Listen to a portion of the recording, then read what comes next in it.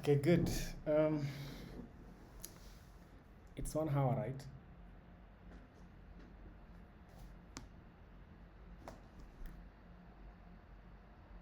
Okay, cool. So, hello everyone. You can greet me by showing your emoji, how you're feeling. If in case you're not feeling okay, just cry. It's allowed. If in case you're not feeling well, just cry. It's allowed. I was not feeling well. I was not feeling well in the morning, so not feeling well physically, but mentally. But then I'm okay, so I'll give myself a crying emoji there. Anyway, my name is Caleb Jefune. We interacted with most of you guys when you're pitching your solutions. And so today we want to talk about more about your solutions, and we are going to talk also about how do you get that idea of yours into the market. So again, my name is Caleb Jefune. For those who don't know me, maybe most of you guys have seen me online. I hang out a lot on Twitter, and I hang out a lot on TikTok. I have 1,000 followers on TikTok, so yeah. And so my journey in tech has been a very interesting one. I'll just give a background of my journey, because you guys here already, you're already in that path. But mine is quite interesting because my journey started. I joined first year in 2021 after I failed in my KCSE. So I got a 43 points in KCSE. And then I came to JQuat to do my diploma. And then what happened was, while doing my diploma, basically I'm someone who is poor at reading things and cramming them. And so my go-to was, what, I know how to learn best while doing stuff. And so I used to struggle a lot in class while just, cramming things and waiting for cards and exams to show up so that I write them down. So that was a very big problem on my end. But then I knew how to learn so well when it comes to doing that, like when it comes to writing the code, when it comes to doing all that. I used to do it best. Like I used to be the best when it comes to, like, things to do with the hands and not things to do with the brain. And so I got into hackathons. So my first Saturday of joining first year, that was in January 2021, I started by joining hackathons. And there's this hackathon that I joined by SheHacks. So SheHacks is a cybersecurity company here in Kenya, and they do hackathons in universities. I think that you guys that are in universities have done it a lot. And so I go to SheHacks hackathon. So that was my first hackathon. I never had a laptop at that point. So there's a friend of mine called Solomon. So Solomon used to have a laptop. So how he used to work was, he used to sleep during the day, and then during the night he used to watch Netflix.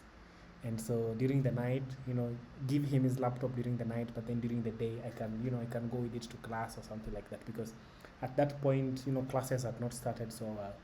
And then it was also like post-COVID, so people were just like trying to restructure stuff and things like that.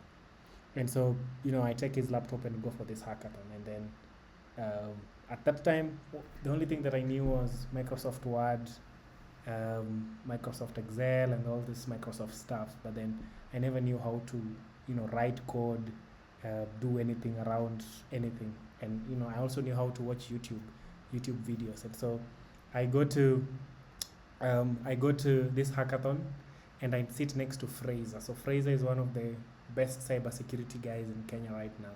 If you know someone called Bright Gameli, he always works with Fraser a lot, because Fraser is his right-hand man. And so I go and sit with him. At that point I never knew him.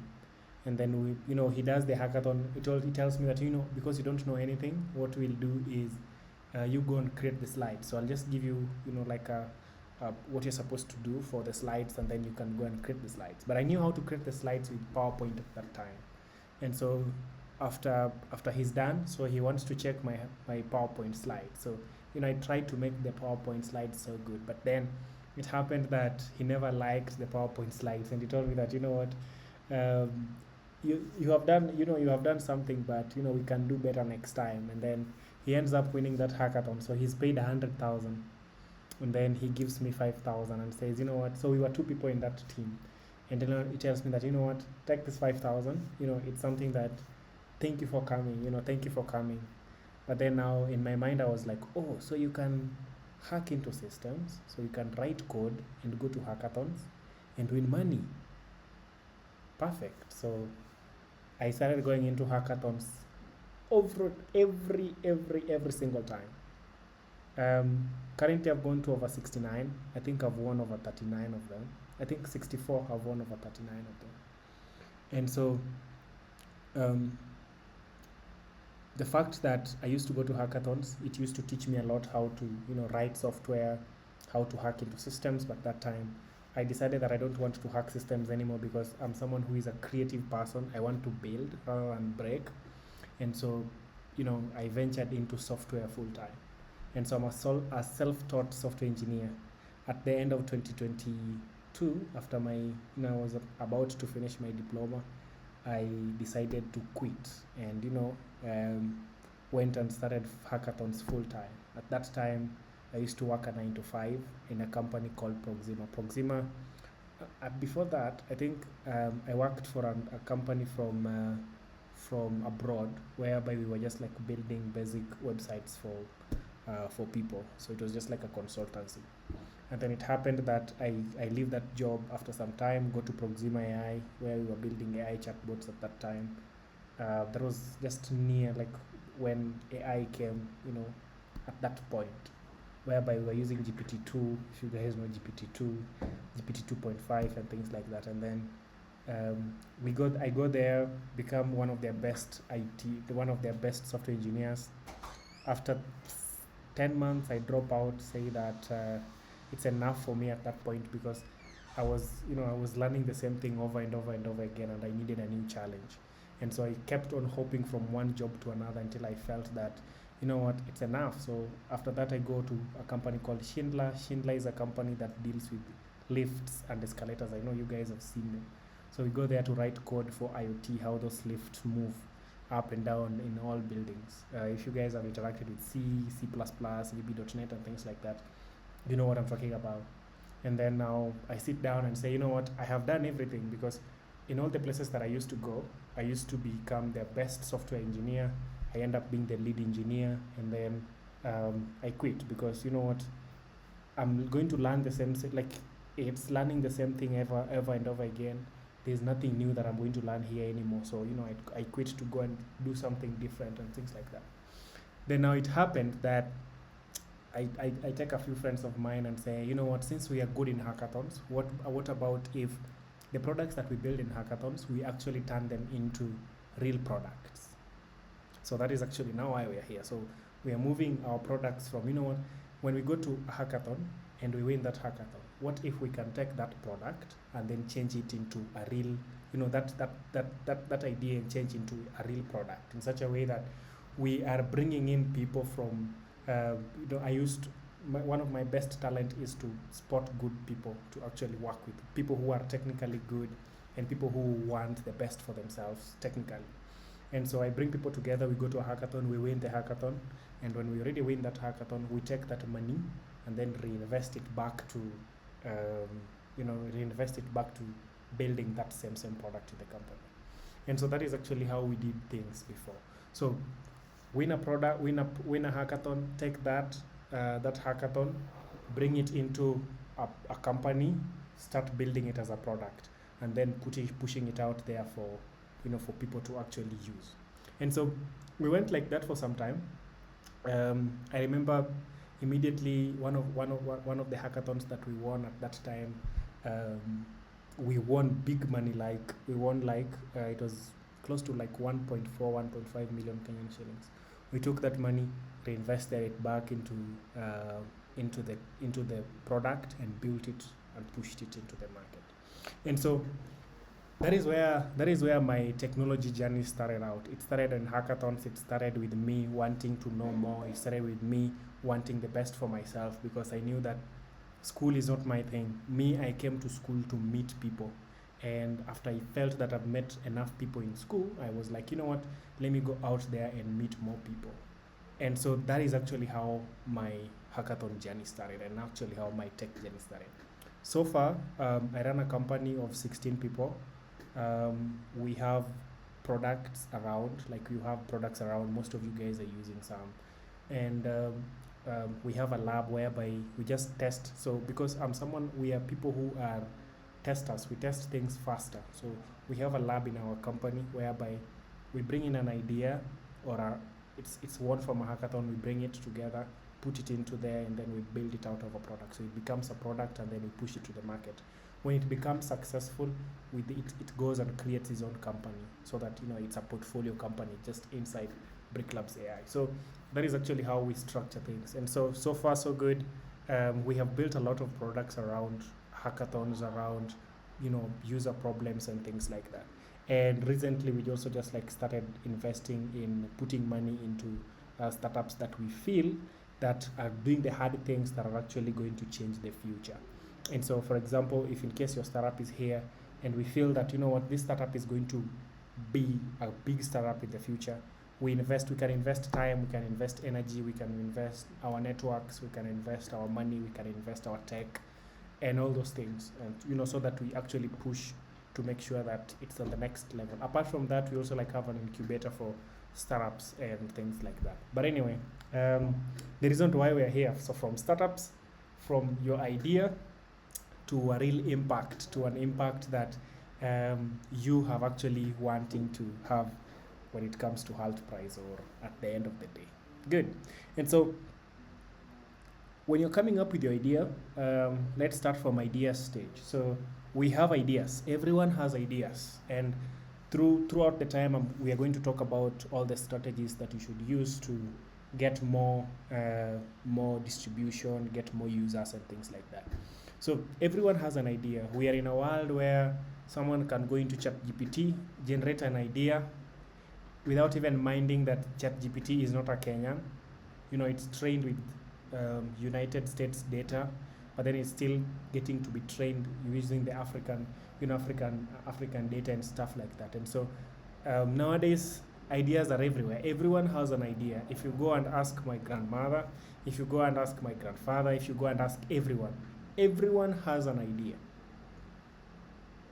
Probably you guys that are building your products right now, you have 10 other ideas that you actually just have in your head right now.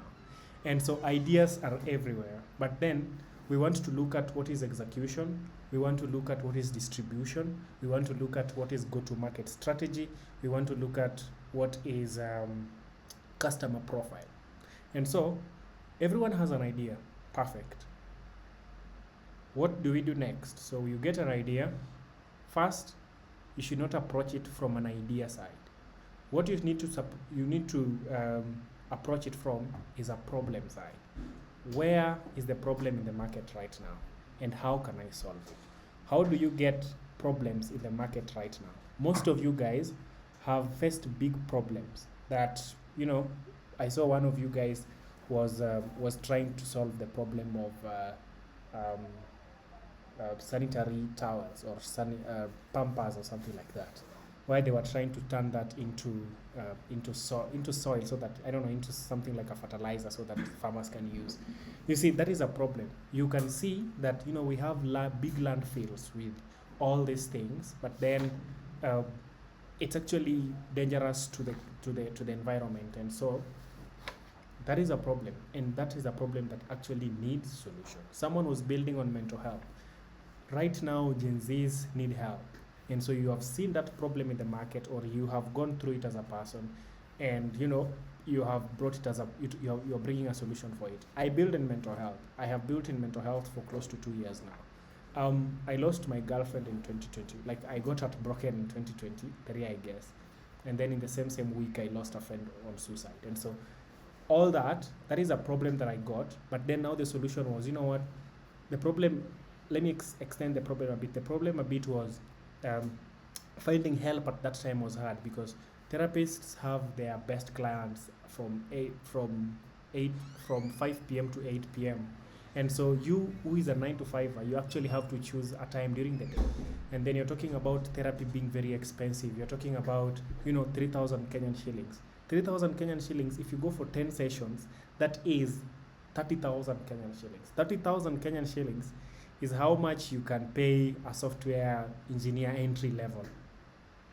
So it's like for that 1 month, for those 10 sessions, you're giving 30,000 Kenyan shillings. And I saw that was a problem. And I was like, you know what, how do we solve this? So problems or ideas, the ones that you guys have already built, I know that you guys have gone through a problem, or you have seen a problem in the market, and you have actually come from that you have actually brought out a solution from it, which is perfect. You are from 0 to 1. So let's go back and recap. Ideas are cheap. Everyone has an idea. Everyone can go and generate an idea. But then it takes real courage to just take that thing from an idea into building it, putting your first line of code on VS Code or any IDE that you guys use. That is step 1. Perfect. Congratulations. What do you do next? So you guys already, from what we saw from your products or solution, is that most of you guys have built these products. Most of you guys have built the solutions. But after you have seen a problem, I want us to go step by step in such a way that we're going to break this as fast as possible and as easy for you guys to understand. The easiest way to build a startup is you go out there, find a problem. The problem is you have faced the problem, you have seen the gap in the market, or AI has given you guys a gap, or you have read a paper somewhere that has a clear problem that you would want to solve. And then number 2 is now create a solution for it. No, before even you create a solution, it's just like create a document or a Word document stating about your problem, and then stating about the solution that you think is good enough. So let's break it down. So let's break it down with mental health, because I'm building in mental health. Well, we can choose a lot of the ideas that you guys gave, but I'll be trying to balance here and say how it goes. So for example, let's take someone building in mental health, right? I'm not a mental health. I have done tech for over 6 years now. I think over 5 years now. For me to build inside mental health, I need someone who is already inside mental health. I need someone who is already either learning about mental health, or is already inside mental health, or a friend who has already gone through mental health, but someone who is already inside the mental health market. So for example, what I mean is, if I would want to build a startup for mental health, so I have seen that there is a problem with mental health, and how do I want to solve it? For me to reduce the time between idea, execution, and bringing it to the market, what I'll do is I'll go out there, look for someone who has been in the mental health market for over 10 years, or 5, 6, 7 years, 5 to 10 years, or 5 to 30 years, who has been in that market and can actually give me the secrets, because these people, they have been in that market. They know which problems are in that market more than you do know. You have faced the problem, but they do know, they know even to the detail of how that problem affects them. And so, number 2, you have identified the person that you'd want to go to. So for example, this person has worked in mental health for 10 years, right? And then number 2, you'd also want to make sure that this person, do they have the right networks? So how do you find out the right networks? That is what 9 to 5 helps you with. You get to understand how the market works, and you grow networks. If I have a problem here, this is the person that I deal with. If I have a problem here, this is the person that I deal with. So someone who has worked in an industry for 10 to 15 years, they already know they already have the experience, they know the problem so well. And then number 3, they already understand, or they already know who to talk to when I need what the most. And so I would come together and partner with that person and say, you know what, I want to build in mental health. You already know what mental health is. So you see, it's going to reduce the gap between me building alone, just thinking that, you know what, I need to build about mental health, and so I just go and start my mental health company. No. If I build with someone who is already in the industry, because these people don't have anything to lose at this point. They just like they want to be part of something that that might be so good in the future. And so I would go and partner with someone who has already done mental health for 10 years or 5 years, and then ask them about the industry. Not even partner with them, but I can go and ask them about the industry. Let's put that aside. Someone else is building around a product to do with, let me just check, a product to do with,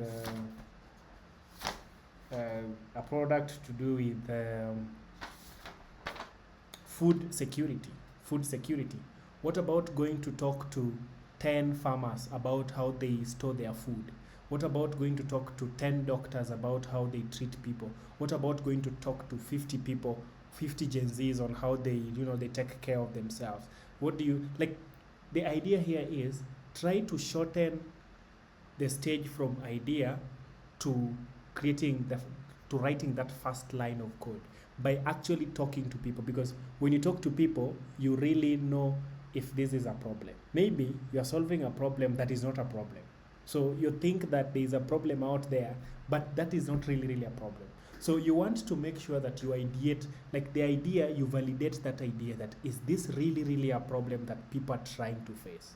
And so you that now has that idea. So let's say, for example, you guys did well. So you went out, looked for the problem, and then came up with a solution for it. So inside this solution, before you came up with the solution, you already talked to people inside that market, or people who are facing that problem, or you yourself or your friends and any other person who is facing that problem, and you have talked to them already about that problem, and they have actually told you that that is really a problem that they can, number one, pay for.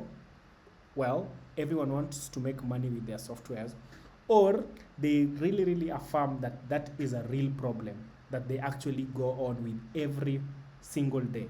And so you have partnered, or you have people in your team that already are in this industry.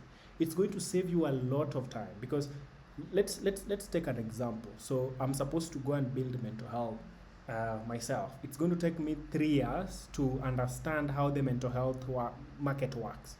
But what if I can bring someone who already knows how this market works, and then partner with them, or put them as my mentor, or put them in my board of directors or something like that? It reduces the time that I need to make decisions, that I need to go and do research, that I need to go and do anything.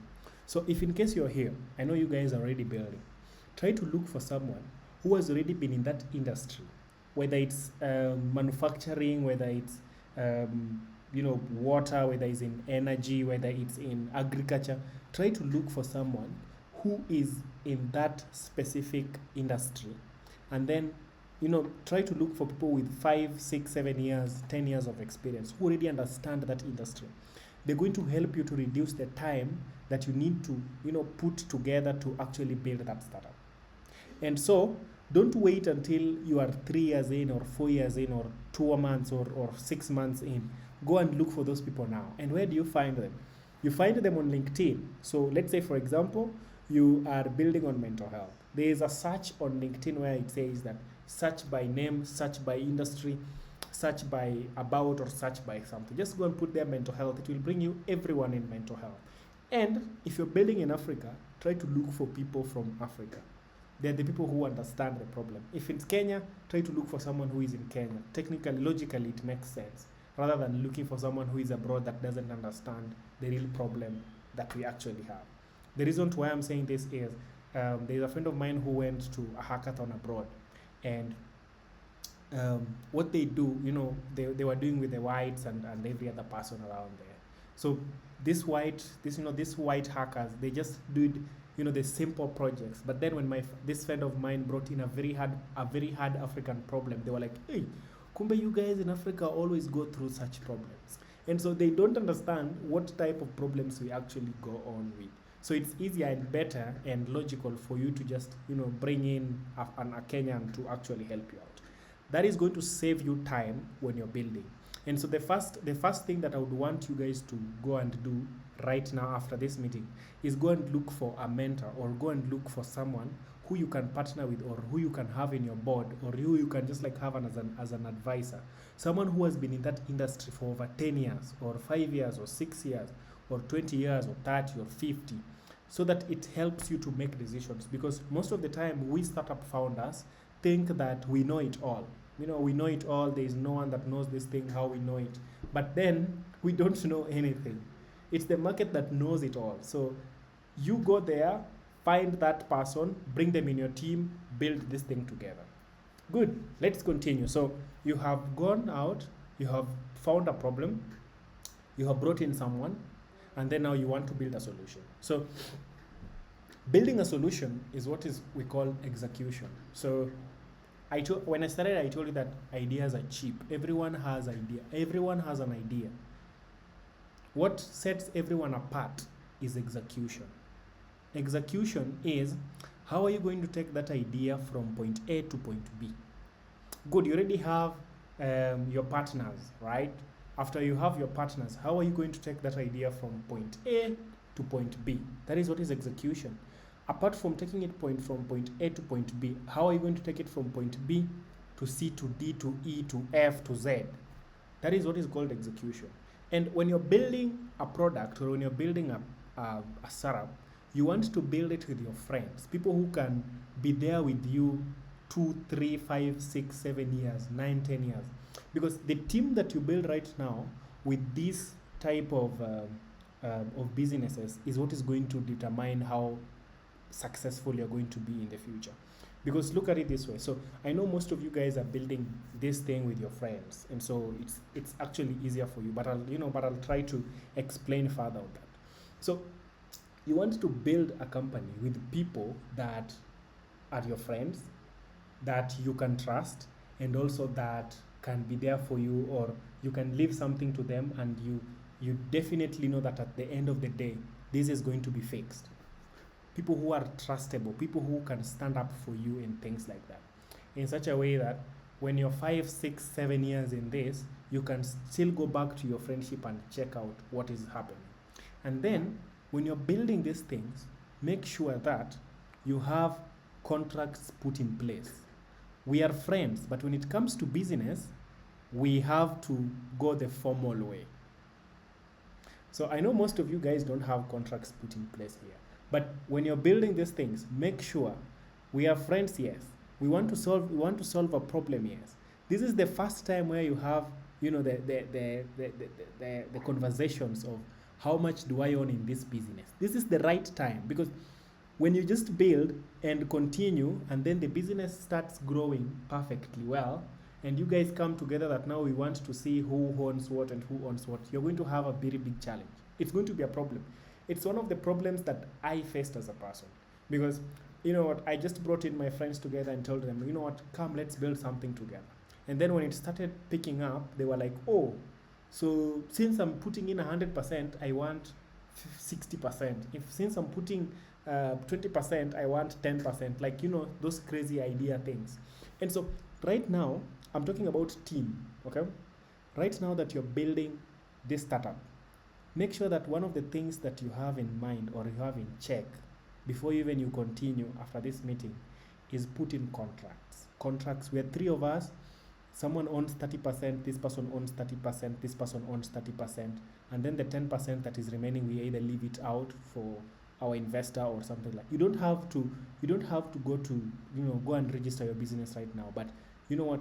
Just put that in a Word document, written down, signed down by every other person, so that it puts you, before you start anything, before you continue from this meeting, make sure that everyone in your group has a contract written down that, I own 10% of this business, I own 20% of this business. It gives everyone a sense of ownership, because I'll be like, oh, I own 10% of this business, so which means I should be putting in more energy, because I am part of this business. This business is mine at the end of the day. Make sure, again, I'm stressing, it's a problem that I faced. I don't want you to face it, because when you're the winner of Hult prize, and then now is when you want to sit down and say, now, this is what I own, this is what I own, you're going to have conflicts, and you're not going to be friends again. So right now, where you still have the happiness and the joy and every other thing, this is the time that you set those things right now. Good. So you have set up contracts. Another thing that you want to do is vest. So we have vesting, something called vesting. So vesting is we have 100% of the business, right? We are 3 people, for example, right? Okay, let me say we are 5. Everyone owns 20% each, right? And so 20, 20, 20, 20, 20. Yeah, we are 5. Everyone owns 20%, right? You don't want, so what you're going to do in your contract is also to make sure that you vest. So vesting is you tell the person or you tell each other that, you know what, let's give, because we are 5 people, we own 20% each. We'll say, since this is the start of the business, let's give each other 5% each. In the contract, it's written everyone will own 20%. But then you have a term inside there called vesting, whereby everyone at the start takes 5% of the business. And then the more you work, the more you stay in the business, the more shares are unlocked to you in such a way that is going to keep you guys motivated. So, I have 5% now, but in the next 1 year, I'm supposed to get 10% or 15% or even the whole 20%. It's going to help me to be motivated because I'll be knowing like, okay, so I have 10% right now, I have 5% right now, I need to work more harder to unlock the remaining 15% or something like that. If you are 3 people, the better, in such a way that you have 30% each. So you give yourself 10% for now, because in the contract is written everyone will get 30%, but you have a vesting term where it says we will give everyone 10% right now, and then the remaining percentage we will wait until let's build the business, let's work on the business fast until it reaches a point whereby everyone has given their 100%, then now we can unlock the other remaining ones. And then the person that works hard the most in the company can get the remaining 10% if in case you are 3 people. So, the person that puts in more work, like the vesting here keeps you in check and makes you to be highly motivated to work on this thing forever. Because I know you guys want to work on what you're working on forever, because it's going to change lives. It's going to make a lot of impact in how we stay or how we do stuff right now. Good. So you already have your team. You already have the best contracts. You're vested. What do you do next? So what you do next is think about distribution. So distribution is one of the things that you have to engineer when you're building your product. Distribution is, how is my product going to reach people the easiest way possible? That is distribution. How is my product going to reach people the easiest way? Okay, look at it this way. So AI came and every other person is building on AI and every other person. So let's take 3 examples. Let's take OpenAI, ChatGPT. Let's take Meta AI. And then number 3, let's take Gemini. So every other person is building and building and building and building and building. ChatGPT came first, right? And everyone was happy about ChatGPT. And then Gemini came second, and then Meta came third somewhere time. But then we're talking about distribution, remember. If I already have a product in the market, so we have, like lots of products right now in the market, and we are building for AI, it's easier for me to just embed AI into the existing products, and that is how I beat distribution. So let's take, for example, OpenAI. For you to use OpenAI right now, you have to go to Play Store and download ChatGPT. But for Meta, because everyone has WhatsApp, you can just go and call Meta inside WhatsApp, okay? You can go and call Meta inside Instagram. You can go and call Meta inside, all those Meta apps, Threads, and every other thing. Good. So, what about ChatGPT? You have to go and download the ChatGPT app to use ChatGPT. Perfect. Let's leave ChatGPT and Meta side. Let's talk about Gemini. So Gemini, it's the AI from Google. So how do you use it? So you can download your app. I do have an Android phone whereby if you long press the power button, it brings a Google AI assistant. It's easier to use that way because they own the Android ecosystem. I can use Gemini in Google, in my Gmail. I can use Gemini in in all the Google products. I can use Gemini. That is the easiest way in which you distribute your products to people. Distribution is one of the things that you have to think about right now when you're building this product. Because how am I going to bring this product to my users? How am I going to put this product into people's hands? So let me give you an example of distribution from the startups, from the ideas that you guys were presenting to us last on Saturday. So AgroShield is one of them. So AgroShield. So you know very well that farmers already know how to use USSD. Most of them don't have smartphones, right? Let's start from there. But they know how to use USSD. What if you build AgroShield as a USSD and give it to farmers? Farmers already, like, you're bringing to them a solution for their problem in what they already know. You're not telling them to go and download another app, because you know very well that most of these farmers, they have phones that they have little storage, and then this little storage, they want to put TikTok in it, they want to put radio, and they also want to put what, and what else, I don't know, something else that our parents or our grandparents use. They don't have smartphones, but they have these these small phones. You want to build AgroShield, or you want to build a product or any other product inside USSD, so that they don't go and download another app. You want to bring this thing closer to your users, so that your users actually get it as fast as possible without raising too much fingers. Okay, perfect. So bringing your product to what already exists, that is one side of distribution. So perfect, let's say your farmers have smartphones, so they have WhatsApp installed. What if you build GreenPack or TakaToken or EpiGuard on top of WhatsApp, where me, who is always on WhatsApp 24/7, I can see notifications? What if I go and build my product on top of WhatsApp? That is already distribution created for you. You don't have to do the heavy lifting of telling people to go to your website, go to your app, go and download what. Build that thing on WhatsApp. It's easier for people to access it there. It's easier for people to go there. We're going to talk about customer profile at some point. But build that product on top of what people already use. That's why Gemini and Meta AI will always win in the AI race, because they have the best distribution. You have to go to Play Store to download ChatGPT, but then they're giving you AI in already what you use right now. And so you have to make sure that any product that you're going to be building from here or anywhere, make sure that it's a product that is on what people already use. Okay, so you're building on mental health. We saw that someone was building on mental health. Make sure you put it on WhatsApp. It's easier for people to use it there.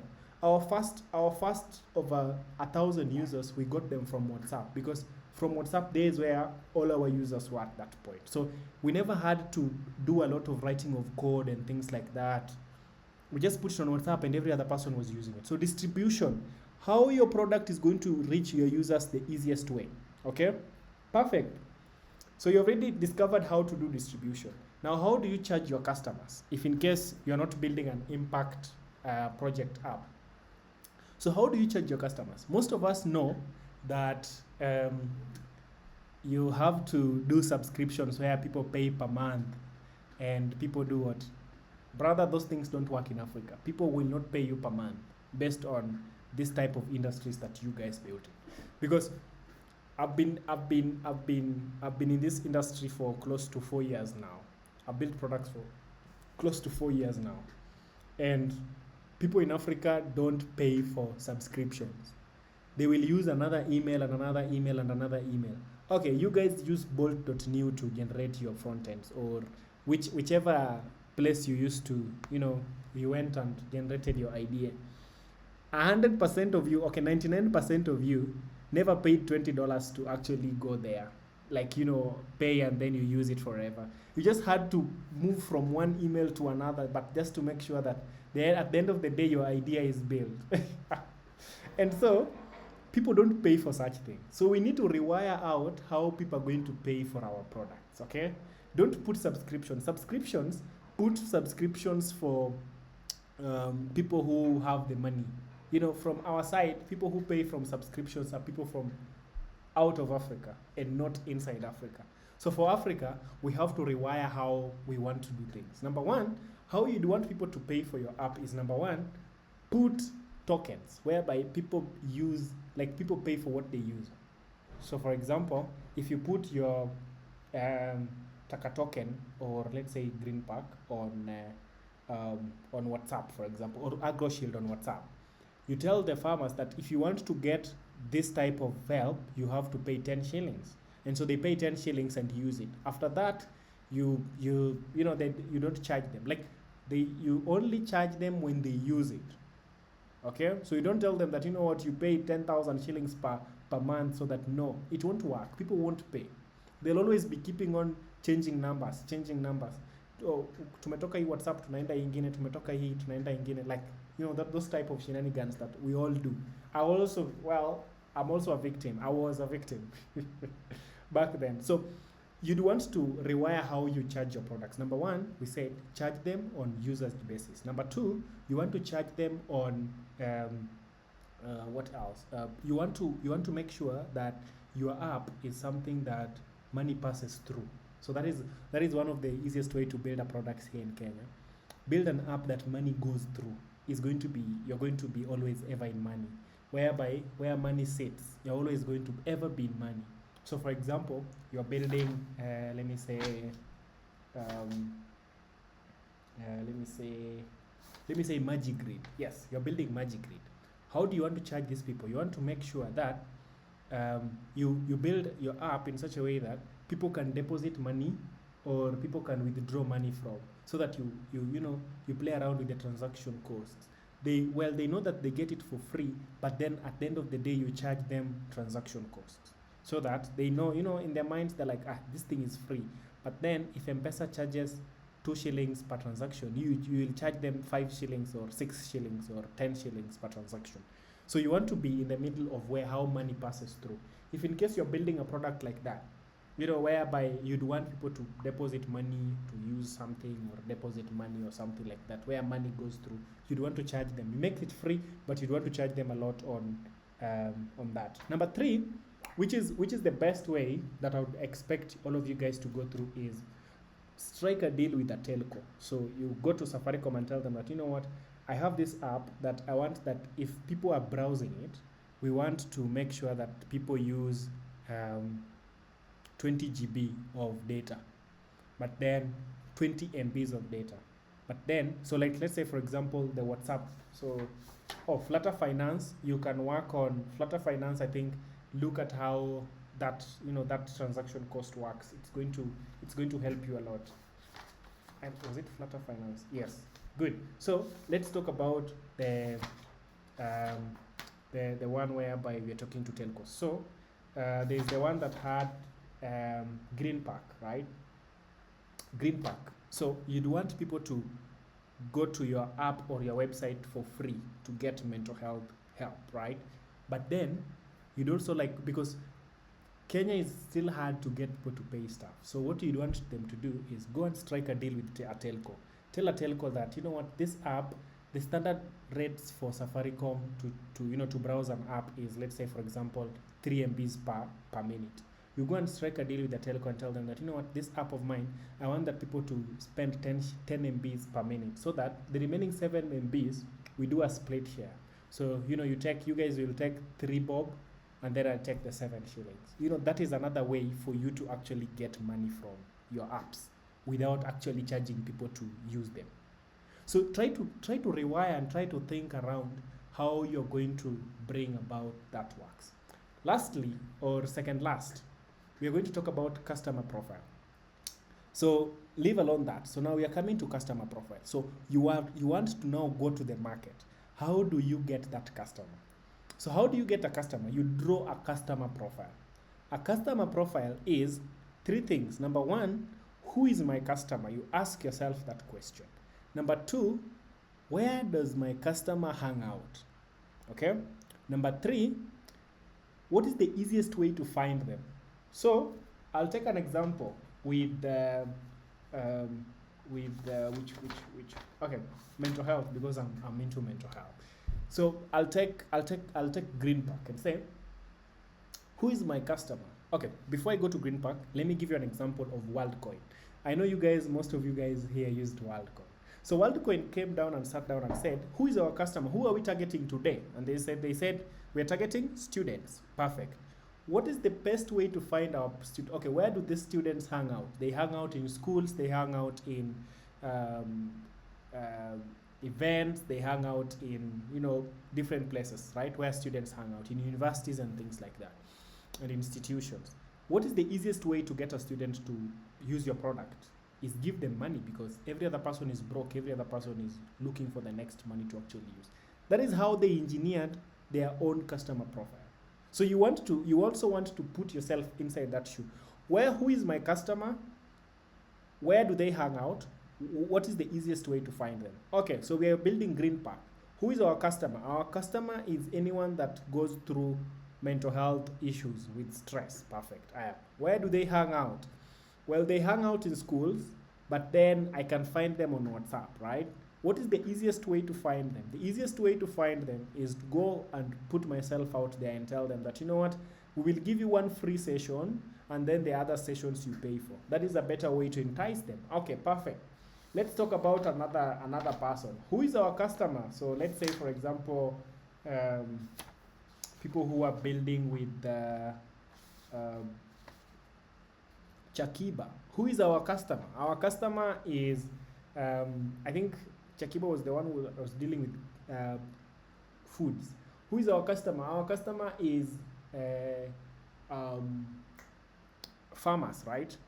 Farmers. In farmers, where do they hang out? They hang out in their farms. That is the easiest the easiest place to get them. What am I going to be able to do so that I get these farmers to get onboarded? I'm going to spend time with them. I'm going to create trust with them. I'm going to give them these things to actually use as Lipa Mdogo Mdogo, which is a perfect idea for Chakiba. You should also check on that. And then I'm going to roll out it after put it in Lipa Mdogo Mdogo. I'm going to embed it in what they already know, which is M-Pesa. So they pay for Chakiba on M-Pesa. And then that is actually how I'm going to draw my customer profile. So everyone here, go and draw who your customer profile is, how easy is it to find them, and where do they hang out. Whether they hang out on TikTok, go and find them on TikTok. Whether they hang out on their industries, go to their industries. One thing that I would want to caution is, when you're building a product, make sure that you're building it with your users. You're building it with your users in the sense of, you build a feature, take it to the market, let your users test it, come back, get feedback, and continue. Nowadays, we have things like Microsoft Clarity, we have Google Analytics, whereby you can embed them in your website, and then you can see what are people clicking the most, what are people using the most, what are people, why are people leaving my app at this point, what is the most thing that they don't like about my app. It gives you videos about, okay, I have a current user right now, so use Microsoft, it's called Microsoft Clarity. You go and add it in your website, and you can actually see how people are scrolling your website, what the buttons that they're clicking the most. It helps you to understand that this is actually how to build it. So you don't build your product inside your bedroom alone. Build it, take it to your customers, take their feedback, come back and build it together with them. So that building. And then I'll introduce the last thing that I want to say is, build that product in public. Public here means build it where people are seen. The reasons to why startups fail in Africa or Kenya is, number one, trust is broken. Politicians have lied to everyone. Until when you're coming to tell someone that I'm going to be creating for you an app that is easier to move 1 million Kenyan shillings from point A to point B, people will not trust you because that trust is broken. And you as an entrepreneur or a startup founder, you'd want to make sure that you solve trust from day one. How do you solve trust from day one? You go to social media and tell people about what you're building so that they start building it with you from day one. You guys know about Honeycoin. So Honeycoin is a company that helps people to move money on cryptocurrencies. Their founder, a friend of mine, how he raised his first check is he built his product on Twitter. So you tell people this way, oh, our first customer just, someone just paid, we had our first customer today. These are the bugs that came out from our system. This is our new founder. This is our new operations lead. They're going to be helping out with this. We just crossed $1 million in transaction. This is how much we are going to be getting in the end of the year. we got this person, this is how much we are building. They're sharing videos on how they're building their startups. It creates trust, and you're building with your users from day one, and your users already know that, hey, yani this person can take my idea, like my simple idea, and put it inside a product. It builds trust with your users. So build in public, build in Twitter, show people what you're doing. Go and do videos. Every other person here that is building a product, go and create a social media account. Go to TikTok, go to Instagram, go to Twitter. Build your product there in public. There is no one who is going to steal your idea. Ideas again are cheap, and if you think that someone is going to steal your idea, then brothers and sisters, you are wrong. You are the person who knows the vision of that idea. You're the person who knows the execution of that, how you're going to execute it. Because the idea that you're currently building right now, there is someone else who has built it somewhere. There's someone who has made money out of it somewhere. There's someone else who is already making money. There's someone who has already left that idea, at that point. And so, build your product in public. It will give you exposure, a very, very good exposure. Solutions like Tana, Chakiba, Epigard, AgroShield, Taka Connect, Taka Token, Dira, Green Park, Voxel Dynamics, Flutter Finance, Mindcare, and all these things. Build them online. Let people know what you're building. It builds trust from day one. You're building with your customers. Your customers and your users will know that, hey, so which means this person is building this product with me. Then I can put their trust on them. If a customer or a user puts their trust on you, they'll go with you till the end because they can trust your word.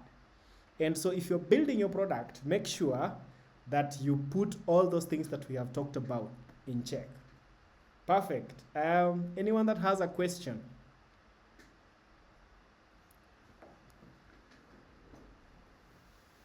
Anyone that has a question, you can put it on the chat box.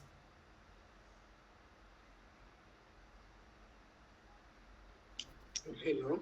Okay. Well, I heard you say that you help startup from. I'm sorry, it's the first time that I've joined. Okay, sure.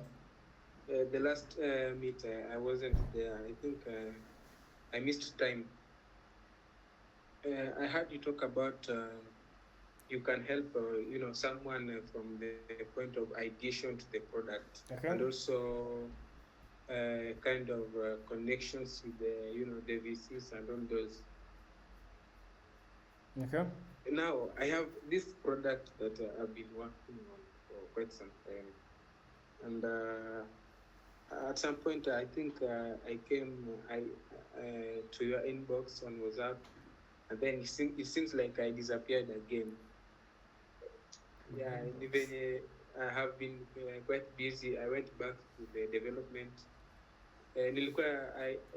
During that moment I talked to many people, and then some people I thought want to join in the development because all along I've been solo developing. But then to the people with whom I pitched the idea to, nilikuja umesema to build in public, ndio I accept that, but I came to, I got afraid because when I pitched to the lady, she kind of didn't do as we agreed because she promised that she'll join me. She's a senior mobile app developer. She promised that she'll join me for the development, and promised to call me back the following day. When the following day came, she didn't call, and I called, but then she seemed to have changed her mind. She totally changed her mind, but then promised to connect me with someone with whom will be able to fund me. So alijitoa akaniacha with the development. I felt like to some extent in Legopa, I felt like this lady, she has stolen my idea. Still I narudi hapo kwa identify kwa Gopa because ideas are key, but then the reactions, it was weird to me because alikuwa amekubali akachange in mind. She even promised to kunisaidia kusource another developer so that we become a team of three people. All those were in vain. We've never talked. I have her contact. So I came back into the development really quick. I'm almost finished. It's a mobile app. So I'm like, nikimaliza, I'll get back to her. So I don't know what tutafanya with her from that. So my question is, how then can I how can I meet you? Yes, how can I meet you so that naweza kukuambia all this in person? Okay, so a few things. You are the founder, like you as the founder. I'm talking to now every other person here. Building a business is not easy. Entrepreneurship is so hard. It's 100% hard. Building a startup is not easy because you're going to be dealing with your team. You're going to be dealing with suppliers. You're going to be dealing with customers. You're going to be dealing with your own problems. You're going to be dealing with your parents' problems. You're going to be dealing with school problems and all those things. This thing is not easy, and so which means if you can be able to be in a team, you come and pitch your idea and move from stage 1 to stage 2. Brother, congratulations, because you're going to fail many times. You're going to fail many times. You're going to fail different people. You're going to fail your customers. You're going to fail people. But then you should not give up. What do? You put your head down, document why you failed, put your head up again, and move. What I always do as a person is if I fail, I take a screenshot of a failure or I write it down and then take a screenshot of it, put it on a Google Drive. Where that it reminds me always that, you know what, I failed in this last time. If I'm supposed to make this decision, this is how I failed, this is what I'm supposed to do. We send over 3,000 emails when we want something to get one thing, and we get 10,000, like we get 1,000 or 2,000 rejections out of it. We sit down, try to calculate again, and go back to work again. We don't give up as entrepreneurs. We will fail a lot of times. We will fail your customers who want these things to be delivered. You will fail your users, you will fail your team members. But then you know what? You go back to that crib and tell yourself, you know what? We can do this. This is another failure, this is a setback, but we can go on. There's nothing that is good with entrepreneurship at this point of your life or your career. You will fail a lot. That is the truth. But then the rewards after you have succeeded is going to be the best. The impact that you're going to be making is going to be the best. To answer your question is don't wait for her. Go and look for someone else who has the same vision. One of the things that you need to do as a team is you're going to look for people who have the same vision of what you're looking at. Like, for example, a product that we had for the one that was trying to solve pampers and things like that. Pampers or sanitary towels and things like that. No, why there isn't why they're in the landfills. You don't want to choose someone to be in your team who doesn't understand what that thing is. You'd want to choose people in your team who have the same vision. They see that as a problem and they actually want to solve it together with you. And so, which means the person that, if you feel that this person is giving us bad energy in our team or is not moving us forward, this is the best time to drop them. This is the best time to drop them because you're going to build this thing for the next 3, 4, 5 years. And you don't want bad energy around you for the next 3, 4, 5 years. And so you better drop them now. You better have to make the bad decision now so that you make sure that you're good in the future. One last thing is look at yourself and look at the person that you're with in the team. When it comes to 3, 4, 5 years later down the line, what would you want them to be like? Like look at their skills. Is this person trustable in the next 3, 5 years? Because you're going to make a lot of money out of this. Do you want to be in a team with someone who you can't trust at the end of the day? And then when it comes to choosing CEO, CTO, CFO, and all these things, sit down and say, who has different skills at what point? My name is Caleb Jeffone. I was good as a CTO because I'm so good technically. But then it reached a point in a business whereby I can't do technical stuff anymore. Okay, I can do them a little bit, but the business needs me also in another level. So which means there's someone who had to step up. When you're trying to choose a CEO or a CTO, try to sit down and say, okay, my skills and your skills and this and this and this and this comes up and forms out. You don't want to give a CTO to someone who is, very well that is going to fail you at the end of the day. Because entrepreneurship is going to beat you so hard. You don't want to feel another pain from another person from your team. And so if you want to find me, you just type. You already have my WhatsApp number, so just like use it there, and so we'll see how it goes. Ah, yeah. Then there is a question on the chat that says, um, I'm curious what a business like Psychotrack need to do to the charging or creative revenue. Psychotrack is a scalable B2B platform that enables hotels to transform waste into verified economic, social, and environmental value. Using real-time data verification and impact credit incentive system and a circular materials marketplace, we connect hotels' waste streams to local biomaterial innovators and artisans. The model is designed to scale city by city, leveraging standardized verification and network effects to expand across hospitality markets globally. Just a moment, someone is knocking my door.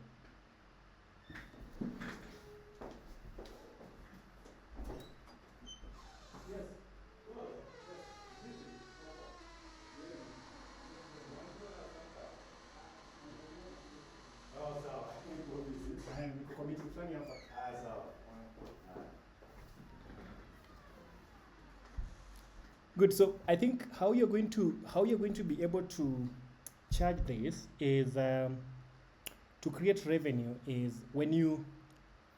Okay, let me read the last part. It says using real-time data, impact or creative system.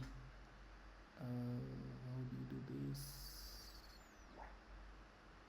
Okay, so scalable B2B that enables hotels. So you want that hotels, okay, well, hotels can, so we are working on something around, an idea that we are working on around is an idea to, we are turning used soap in hotels to real soap, and then we sell that soap to, so you see how people use soaps in bathrooms, and then the remaining small soap, we take it. Yes, that's a core part of the idea as well. Interesting. So we take that, Yeah. and then what we do is we turn it into a big bar soap, and then now we sell it to committee, and we sell it to schools, and we sell it to prisons and things like that. And how we do that is we tell, because the hotels don't want these things at the end of the day.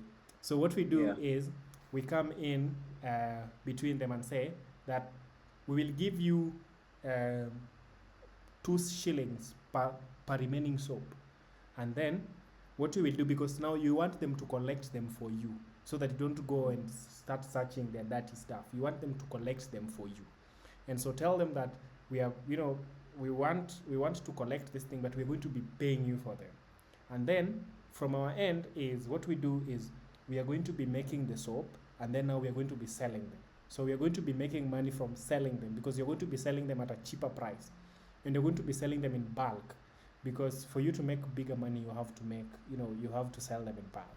And that is actually how you're going to make money. So you buy it cheaper, but then now you buy it cheaper, but then you sell it higher, a bit higher.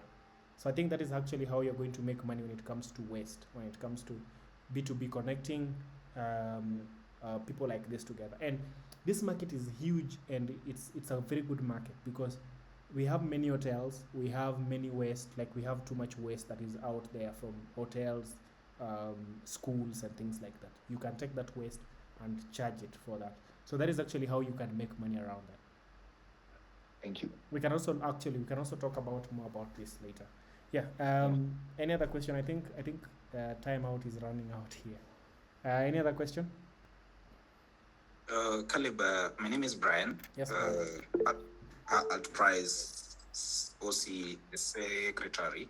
Okay. Yeah, I wanted a Kisa to ask his question. I saw his hand up, and then he dropped again. So I wanted him to actually ask his question. So, Joseph, you can go ahead.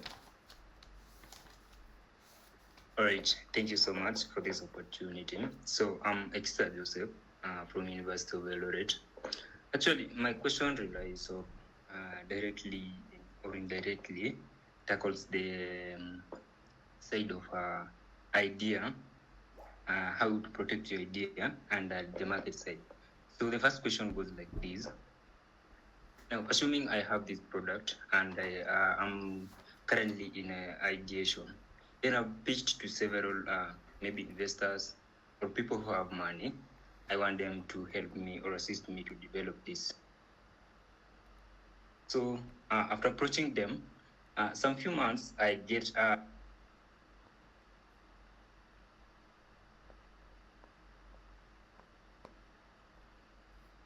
actually not on the market. Then after pitching to them, after a few months, I get this product like the same exactly, whatever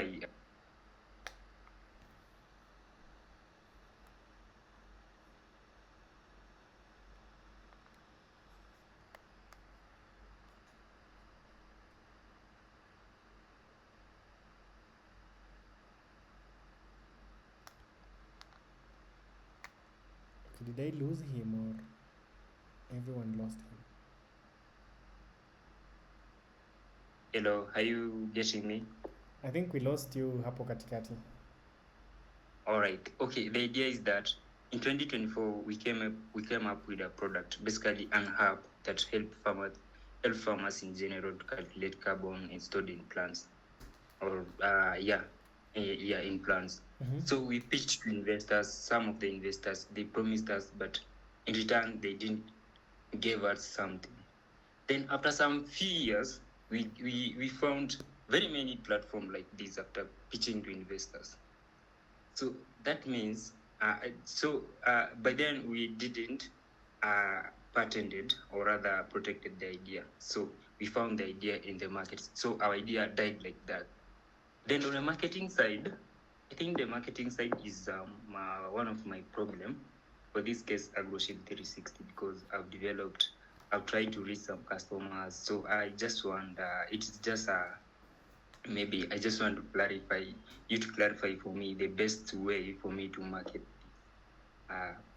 product, because I've seen you've done a lot on this, so you have experience in this. So I couldn't hear you well when you are tackling that side. So can you please maybe clarify on that? Good. So the first question, okay, I built a product called Sokoyetu at first. So Sokoyetu was a product for small businesses can come create their websites, and then after they've created their websites, they can deploy them online. So and then Odo came. So Odo, they had a lot of money. They had the best influencers, and I had only 3 customers at that point. The idea was, pay 1,000 bob for setup fee, and then you pay 200 shillings per month. I had 3 customers at that point. They already paid 1,000 Kenyan shillings, so that was 3,000, and then they were paying per month. And then what happens that Odo came, and then Odo used to give them, create your first website for free, everything free, domain free, everything free. You don't have to pay for anything forever. And so these customers of mine moved to that, to Odo because, well, it's free. And then people like Crazy Kena and all these influencers started talking about Odo, and then Odo blew up. That is how my startup died. And so I can relate to that because I've failed on that before, but it's something that I learned at some point. And so in JQuat, they have like a department for patenting. I hope that also like you do also have in your school and a place to to patent. But when you go to speak to investors, or when you go to speak to people about your product, you know very well that not every other person is in good for you. They're going to be like, oh, how can I make sure that I can build this idea because I already have the money? How easy is it I can go and build this idea for as fast as possible? And so you'd want to make sure that the vision, the vision and how you actually execute this thing is faster and different. Because let's say, for example, right now in the market there is no tap to pay whereby I can just go and pay using I tap my phone, and then I pay using my phone. But then if you want to, because Safaricom, I know at one point they'll bring tap to pay, what you want to do is you build it tap to pay and build it faster. That is one of the things that is very good with startups. You build it as fast as possible, move as faster, and then when Safaricom comes in this market, they already know you are there, and they already know the numbers that you have, so they acquire you or if you want to hear them that they have something like that, they acquire you, or you just like reach out to them so that they acquire you. So what you need to do is build with speed, because you know very well that when you go out there, people are going to be copycats. You're going to have copycats, but before they copy it until they get to the market, you already have 5, 7, 10,000 users that are already using AgroShield at that point. So use that, build faster, reach the market faster, grow trust with your users. That is because your users, if you tell them that this app is the best thing that they'll ever have, it's going to be the best that they're going to. Those people will work with you whether there are 10,000 copycats. They'll still work with you. So you make sure that you build faster, you give them the best updates, you make sure that you're always in contact with them. Call them at some point, hey, how are you using our app? How is our app helping you? And things like that. On marketing, be the craziest person in the room. Being the craziest person in the room has helped me like 100 times, because you don't want to be. I dropped out of school, right? And if in case I was supposed to go out for a job, they'll ask me my papers, but I don't have papers. What will I do? I'll go out there, find a website that they need, or find something that they need, and then what I'll do is I'll create for them a website like that, and then go to them and tell them that, you know what, this I don't have papers, but I can do this. I've built for you guys. Like, just being different as a person. Be as different as possible as a person. So in marketing, so you go, you're selling AgroShield. Why don't you go to these events whereby people are talking about agriculture and things like this? Walk there with a placard. Do you know placard? A placard is something as big. Like, this is a small one. I have a Java one here. So a placard is big, right? Right there, that my name is Ekisa. I'm building AgroShield. It's helping farmers to do this, or I'm helping farmers to do this. Kindly connect me to a farmer. Good. That is, you see, that is you're being different. You've walked into a room carrying that placard alone. You're going to get the most attention in the room. And you see, to get users, you need to get attention. Like this online space, you need to get attention. You need to get a brand. You need to get a community. I was talking about a community in a brand today in a podcast. And so you need to create a brand, and you need to create a community, because you don't have the money to pay influencers. You have to be the most different person in the group. What about you take a seat, take a chair, go to where your users are. So like, let's say for example, Mindcare. Take a seat and take a table. Go to Uhuru Park, where people are basically. Take a speaker and talk to people about your idea there. Like, it might feel cringy, but then at the end of the day, when someone goes back to their houses, they'll be like, oh, there's this idea that I saw. What about if I try it out? Like, being the most different person always puts you in front. Number 4, I don't know which number 5 or number 6. Go to these farmers, walk to their houses, spend time with them, give them your app to use. First go there, create the connection, talk to them, because this person is going to be your customer for the longest time. And so that is how you crack marketing when you don't have money. Just outwork everyone that has the money.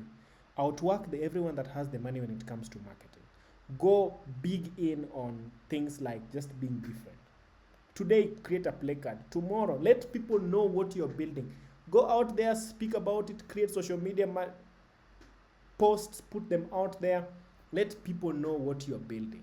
It's going to help you times 1,000. Yeah, another question. Okay, I think Brian, you can take on. You understand that.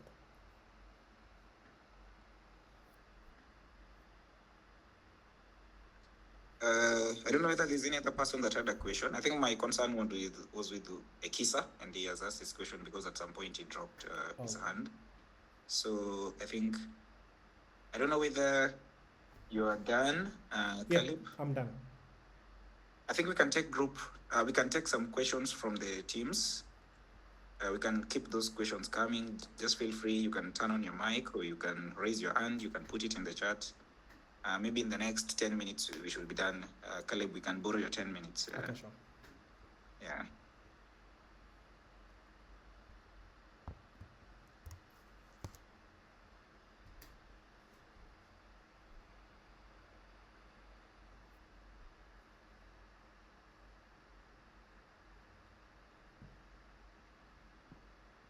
So I think seemingly there's no question. I think we'll just have Caleb giving his parting shot. But before that, let me first thank everyone for joining us today, and also to thank our speaker of the day, that is Caleb, for such an insightful session. I was actually taking down notes, and if you were keen on the charts, I was also trying to tell the specific team members and even everybody to actually take down notes. It has been quite a good session, and I believe that everybody has learned something. So I think I saw our chairperson, Faith, in the group. I don't know whether you're still in. Maybe we can have a word from you or from Wangeshi. Then lastly, Caleb, then we'll just come to an end. Faith or Wangeshi, whoever is in.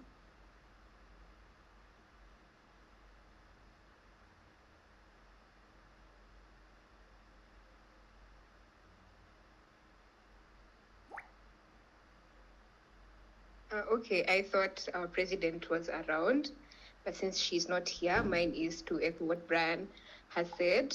A big thank you to our speaker. Thank you so much for taking time to organize such an insightful session. We are so glad that you've been able to speak to our teams. And even to our teams, I hope the stuff you've been able to note down, and moving forward, you'll be able to implement in your ideas and startups. Other than that, I don't have anything to say, but wish everyone a lovely evening and an amazing day tomorrow. I don't know. Is anybody who wants to say anything? Even a thank you to our speaker. Doesn't have to be like too formal. Okay, yeah, I can see some reactions from you guys. Thank you, Akisa. Yeah. Go ahead. All right. So maybe just a remark or rather thank you note to Caleb.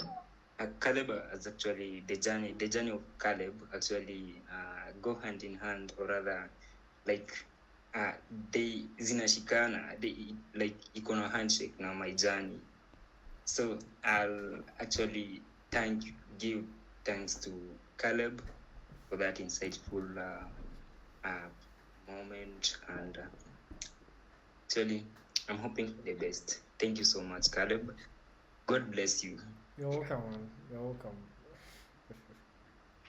Wonderful. Thank you so much, Akisa. We have Adrian Kahoso who's raised up his hand. Go ahead. Hello. Good evening. Thank you, Caleb.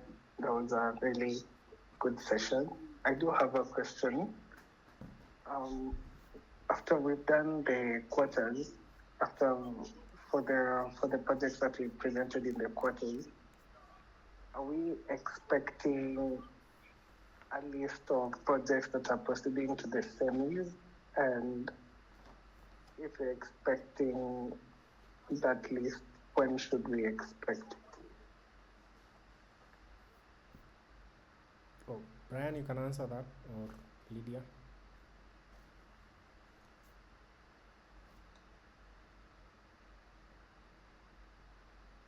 I don't know. I didn't get the question very right. Maybe on the list.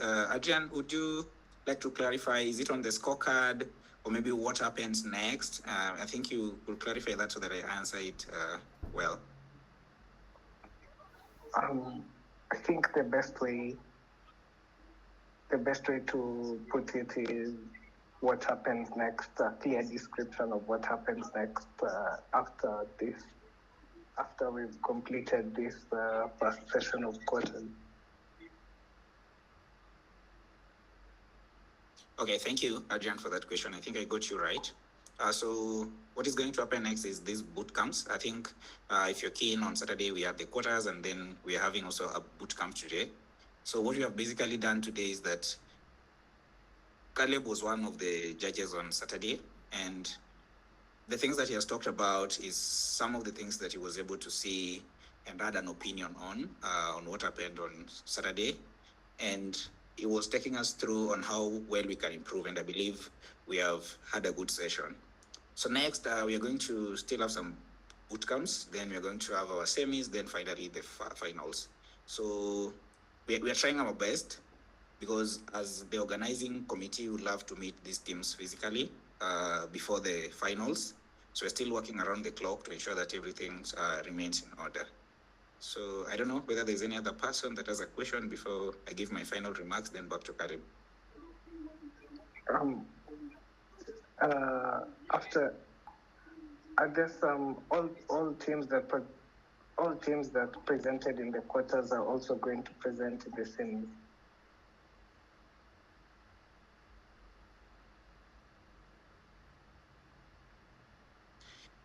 Yeah, I would say yes, because what we are still actually trying to do is we don't want to kill any idea at this step. And that's why if you had Caleb, he said that an idea is very cheap. So we want to say like this one we don't want, this one. We want everybody to come on board so that our judges will be able to judge on the finals. And our workers, the organizing committees to actually enter people like Caleb on board so that by the time we are going for the finals, you're well grounded. So if you're lucky from the finals, you'll be able to move on. But right now, we are still moving all of us as a team. There's nobody that is getting excluded. So we are still all together. And if you are to be excluded, I think by now we would have communicated. But we're not excluding anyone. All the ideas that you have are very good. Starting from Green Park to voxel dynamics, they are very great ideas. So that's our standing. Okay. Initially, I'd like to suggest maybe changing the names from quarterfinals because it sounds more like a competition than what you said it is. I guess. Mm-hmm. Yeah. Okay. I think you missed my point. What has always happened over the years that you have always get people being eliminated from the quarters, or maybe your idea is not well ripe and such like things. But this year, as the organizing committee, we decided otherwise, that we're going to have everybody until the last step so that you actually get to walk the journey. Because Hult Prize competition is always continuous and it happens yearly. So if you're not lucky this time, you can still be lucky from next year or from the next competition. So you're able to learn as we come from the quarters to the finals so that we don't exclude you so early, yet your idea was more viable, or maybe there's something that we missed, So you're also able to learn and get to know that this is exactly what happens. Like, for example, if we would have excluded you guys on Saturday, we decided and we had a scorecard and we decided that for voxel dynamics, we don't want to hear the story. For Green Park, we no longer want to hear from them. You wouldn't have gotten the insights that we have actually gotten today from Caleb.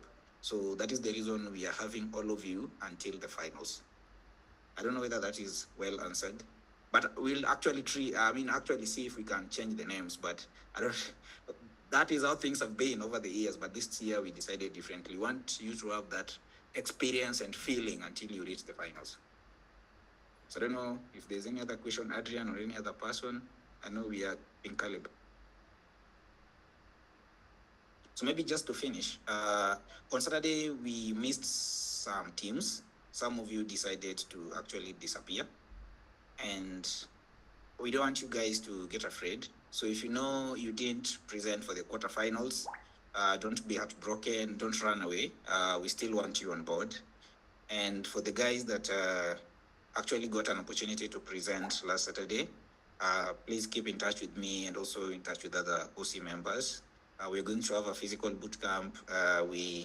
We're also going to meet actually to also include you in our planning for the finals, which will be physical. We'll have judges, we'll have panelists. So it's going to be a good thing. So just be in the loop. Maybe back to you, Caleb. You can give us your last remarks. Good. So, anyone who is building, I know you guys all are building. Don't sit with that idea in your laptop. Whether you don't win the first place, but all the ideas that you guys have brought, they are ideas that are going to move us from point A to point B as a country, as a continent, and also as human beings. So don't just stop building because a competition is no longer there. If in case you have problems with building and things like this, there are people who can help out. I've said I can help out. If in case you'd want to continue building your idea, but then the competition is done, but then you have the conviction that this is going to be a very big idea, you can come, let's build it together, because I believe that, well, My startup journey was not easy when I started, but people held out my hand and then told me that, you know what, let's go. So we know returning back the favor also helps a lot. So when you're building, don't keep that idea inside your laptop. Take it out there, let people use it. That is how you get satisfaction as a founder. It's just imagine you're working on an idea and you're working with your friend and you tell your friend that, you know what, that thing that person is using there is my idea. There's nothing that is so good at that. You know, looking at the numbers of how many people, looking at the logs, that how people are using your app or your stuff. That is the most. That is what makes me happy as a person, when people can use my idea, when people can use my stuff. And don't forget to network. Tell people about what you do. Tell people about your idea. Let people know everything that you do from time one to time two. Go out, create social media accounts. Tell people what you build. Tell people what you're doing. Tell people everything about your idea. You're going to grow with them from step 1 till step 10. And lastly, ideas are cheap. Build in public, execution is king. Distribution and customer profile, all these things have to play a role and a part when you're building your startup. And so I live with my blessings. I've built a lot of companies, so I live with my blessings. Go and build companies, go and create impact, go and create change. And see you in the next one. Thank you so much to you, Lydia and Brian, for having me. It was a very good session. Thank you so much, Caleb. The meeting is over. We can all feel free to leave.